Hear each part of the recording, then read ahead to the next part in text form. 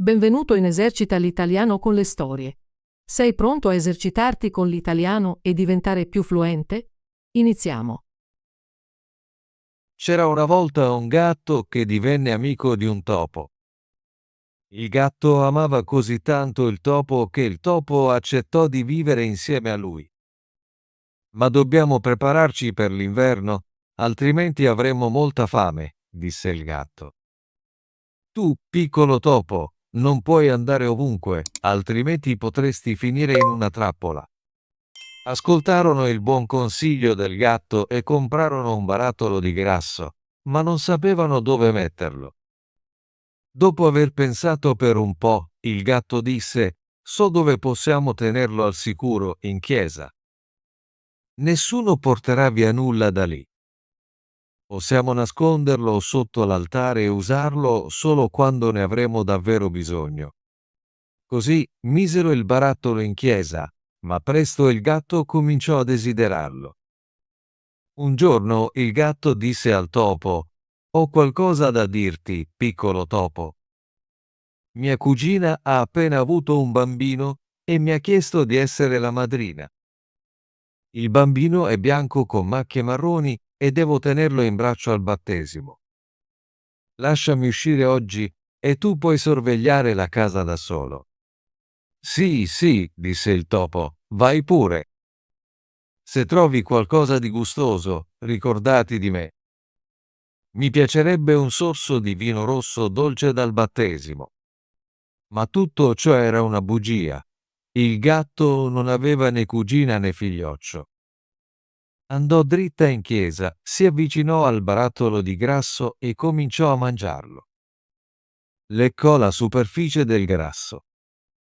Dopo camminò sui tetti della città, cercando occasioni per catturare qualcosa, e poi si sdraiò al sole, leccandosi le labbra al pensiero del barattolo di grasso.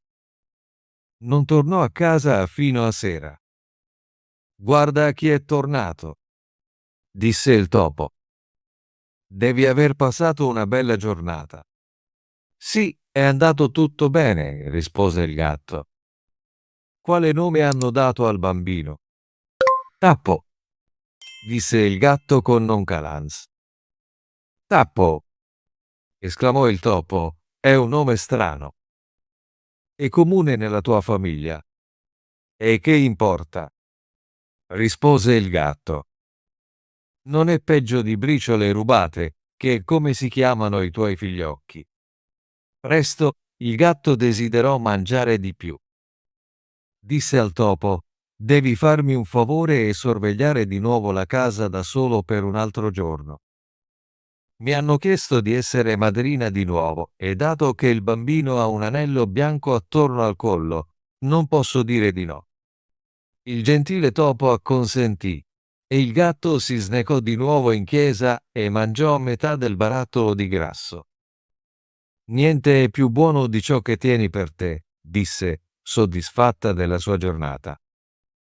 Quando tornò a casa, il topo chiese: "Quale nome hanno dato a questo bambino?" "Mezzo fatto", rispose il gatto. "Mezzo fatto. Che tipo di nome è?" "Non l'ho mai sentito prima, scommetto che non è nemmeno nel calendario." Il gatto si sentì presto di nuovo affamato. "Le cose buone vengono in tre", disse. "Mi hanno chiesto di essere madrina ancora una volta. Il bambino è completamente nero, tranne che per le zampette bianche. Non si vede spesso. Per favore lasciami andare." "Tappo."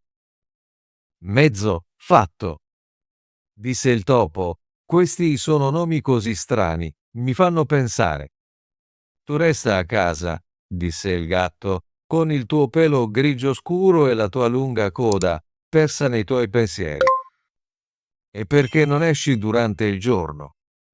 Mentre il gatto era via, il topo pulì la casa e mise tutto in ordine, ma il gatto avido mangiò tutto il barattolo di grasso. "Quando tutto è finito, c'è pace", si disse, sentendosi sazia. Non tornò a casa fino a notte. Il topo chiese subito: quale nome avesse avuto il terzo bambino. Non ti piacerà più di quelli precedenti, disse il gatto. Si chiama Tutto fuori.